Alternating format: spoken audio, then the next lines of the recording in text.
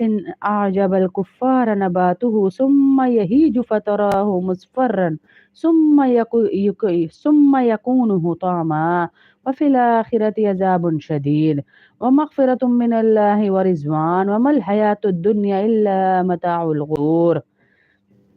خوب سمجھ لو، اللہ رب العزت کہہ رہے ہیں خوب سمجھ لو اس بات کو، اس دنیا والی زندگی کی حقیقت بس یہ ہے کہ وہ نام ہے کھیل کود کا۔ بنانے والے نے اس دنیا کی زندگی ہماری جانتے ہیں، فخر جتانے کا تمہارا یہ ہے، اور تمہارے مال دولت میں ایک دوسرے سے بڑھنے کی کوشش کرنے کا نام ہے یہ دنیا کی زندگی۔ یہاں اللہ تعالیٰ نے ان دلچسپیوں کا ذکر فرمایا جن سے انسان اپنی زندگی کے مختلف مرحلے گزارتا ہے، مختلف مرحلوں کا بتا رہے ہیں اللہ کہ تمہاری زندگی سجاوٹوں میں ہی گزر گئی، ایک دوسرے سے فخر جتانے پہ کہ میری اولاد، میرے اولاد کی پڑھائی، میرا گھر، اور اپنے مال اور اولاد میں فخر اور تکبر کرنے میں ہی گزر گئی۔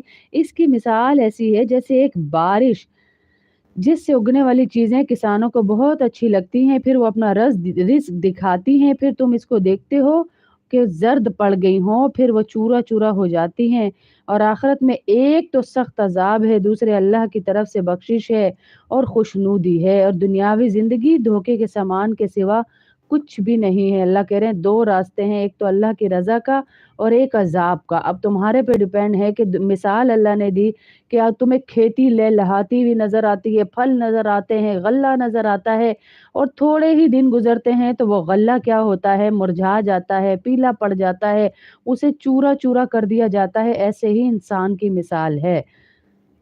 سابقوا الى مغفرة من ربكم وجنة عرضها كعرض السماء والأرض أعدت للذين آمنوا بالله ورسله ذلك فضل الله يؤتيه من يشاء واللہ ذو الفضل العظیم۔ اب یہاں اللہ رب العزت دنیا کی حقیقت بتانے کے بعد بتا رہے ہیں کہ ایک دوسرے سے آگے بڑھنے کی کوشش کرو اپنے پروردگار کی بخشش کی طرف، اور اس جنت کی طرف جس کی چوڑائی آسمان اور زمین کی چوڑائی جیسی ہے۔ یہ جو وہ جس کو چاہتا ہے دیتا ہے، اور اللہ بڑے فضل والا ہے۔ اللہ ہم پر بھی ایسا ہی فضل فرمائے اور ہمیں بھی جنت الفردوس بغیر حساب کتاب کے عطا فرمائے۔ ما اصاب من مصیبت فی الارض ولا فی انفسکم الا فی کتاب من قبل ان نبرأها ان ذلك علی اللہ یسیر لکی لا تأسوا علی ما فاتکم ولا تفرحوا بما آتاکم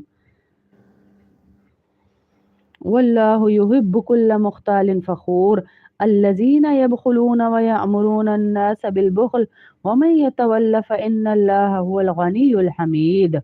کوئی مصیبت ایسی نہیں جو زمین میں نازل ہوتی یا تمہاری جانوں کو لاحق ہوتی، مگر وہ ایک کتاب میں اس وقت سے درج ہے جب ہم نے جانوں کو پیدا بھی نہیں کیا تھا۔ کتاب سے مراد لوح محفوظ ہے جس میں اللہ تعالیٰ نے قیامت تک ہونے والے تمام واقعات پہلے سے ہی لکھ دیے ہیں۔ یقین جانو یہ بات اللہ کے لیے بہت آسان ہے، یہ اس لیے کہ تاکہ جو چیز تم سے جاتی رہے اس پر تم غم میں نہ پڑو، اور جو چیز اللہ تمہیں عطا فرما دے اس پر تم اتراؤ نہیں۔ دونوں طریقے بتا دیے، نہ جانے پہ غم کرنا ہے، نہ مل جانے پر اترانا ہے۔ دونوں ہی اللہ کی طرف سے حالات آتے ہیں، ہم کسی چیز پر نہیں اترا سکتے۔ جس شخص کا اس بات پر ایمان ہو کہ دنیا میں جو کچھ ہو رہا ہے وہ اللہ ہی کی طرف سے ہو رہا ہے، کہ لوح محفوظ میں یوں ہی لکھا تھا، تو اس کی زندگی سکون سے بھر جاتی ہے۔